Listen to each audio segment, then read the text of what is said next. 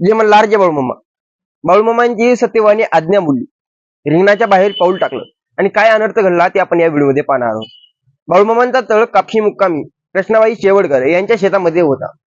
मामांनी पिंजऱ्याच्या गंजीतील भाराभर पिंजर उपसून जमिनीवर रातरले आणि ते सत्यवा व तिची आई गंगूबाई यांना झोपण्यास सांगितले.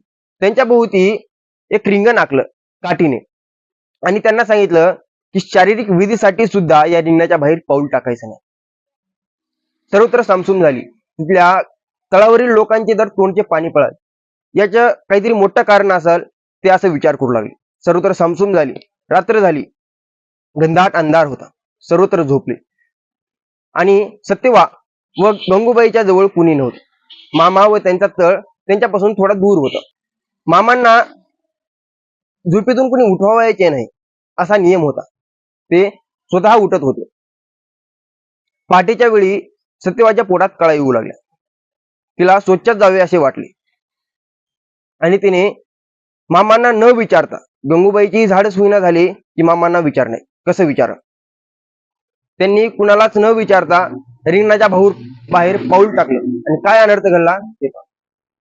पुढच्या व्हिडिओमध्ये काय होतं ते पाहण्यासाठी विसरू नका. जय बाळूमामा.